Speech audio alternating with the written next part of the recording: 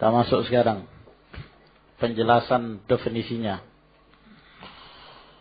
Fal muradu biqaulina, maka yang dimaksudkan dengan perkataan kami khitabus syar'i.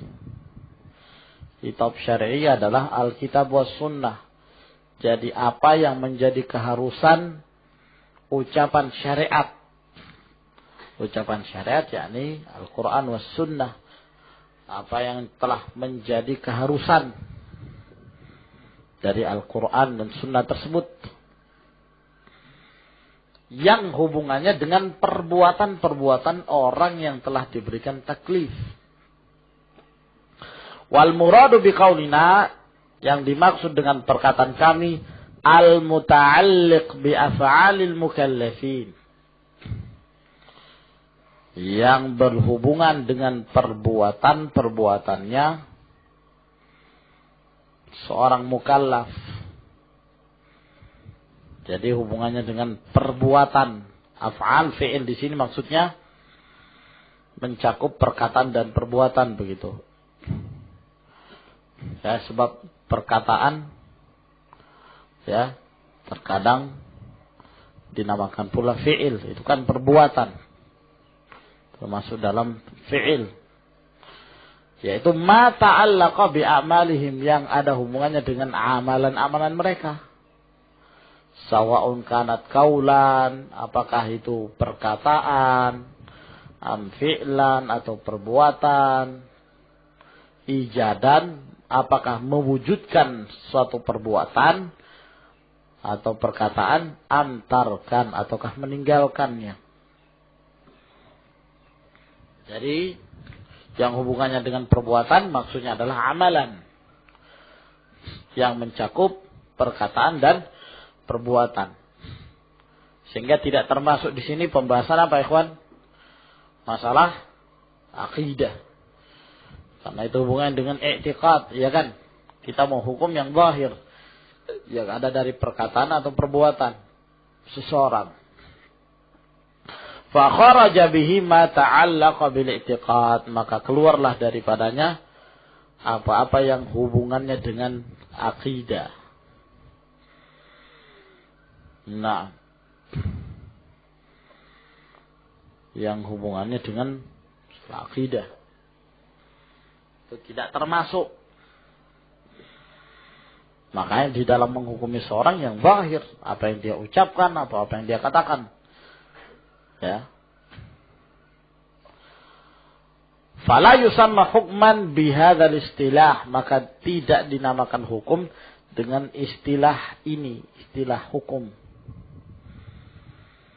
Wal muradu biqaulina, dan yang dimaksudkan dengan perkataan kami al-mukallafin, orang-orang yang diberikan beban, yaitu ma min sya'nihim at-taklifu, apa-apa yang dari keadaan mereka memang diberikan beban.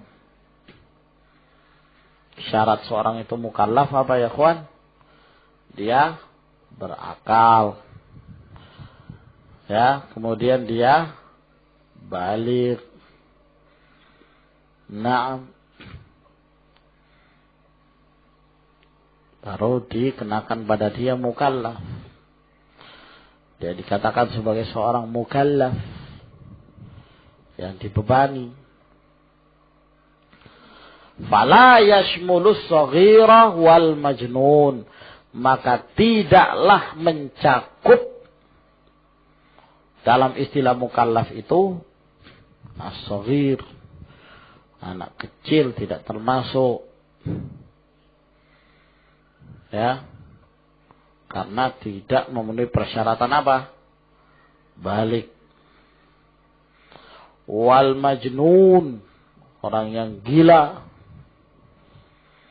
juga tidak termasuk karena tidak memenuhi persyaratan berakal.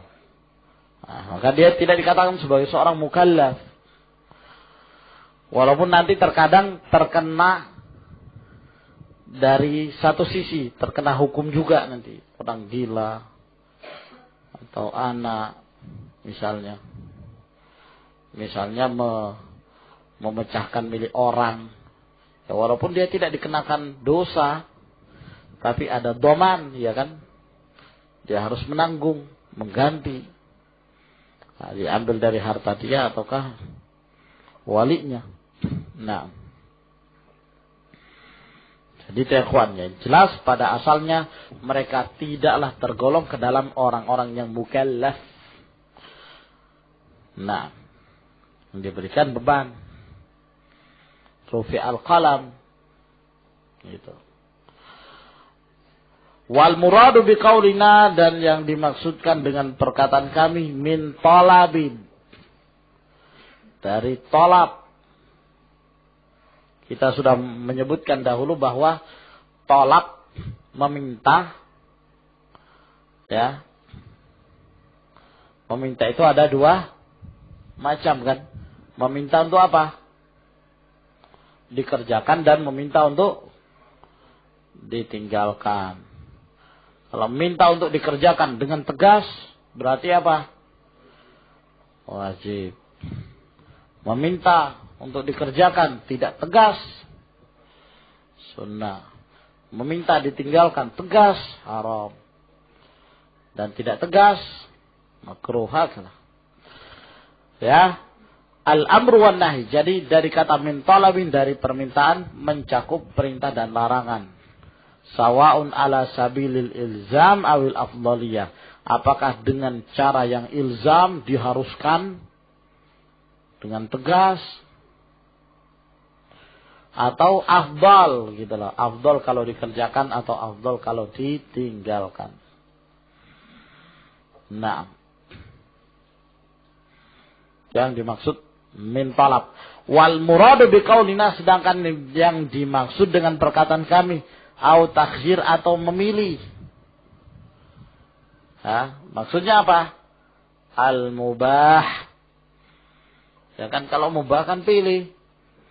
Mau pilih ini, milih itu boleh. Tidak ada keutamaan, tidak ada larangan. Walaupun nanti pada asal apa? Nanti dilihat mubah itu dilakukan untuk apa, ya kan? Kalau mubah itu dilakukan untuk amalan yang wajib, maka mubah itu berubah hukumnya menjadi wajib.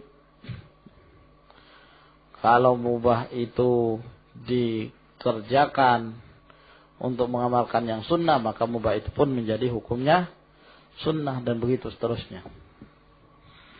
Tapi pada asalnya dia takhyir, milih, boleh tinggalkan, boleh kerjakan. Wal muradu biqaulina awad'in, yang dimaksud dengan perkataan kami awad'in, ataukah peletakan, ya, berdasarkan peletakan. Ya, kalau dalam meletakkan, kadang meletakkan benar atau salah, ya kan? Ya, kalau meletakkannya benar berarti apa? Sahih. Kalau menyempurnakan syarat-syaratnya dan tidak ada pencegah-pencegahnya berarti sahih. Tapi kalau peletakannya kurang betul, tidak benar, tidak sesuai dengan syariat, maka fasid, rusak dia.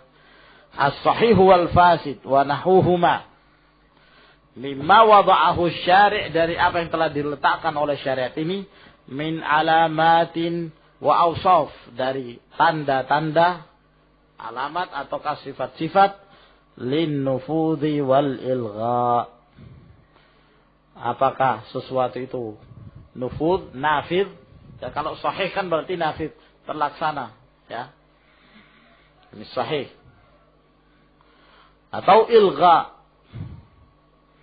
Ilgha karena fasid dia jadi mulgha, ditiadakan. Karena kan tidak ada. Nah, ini Abu Hafs ya ikhwan. Maridun.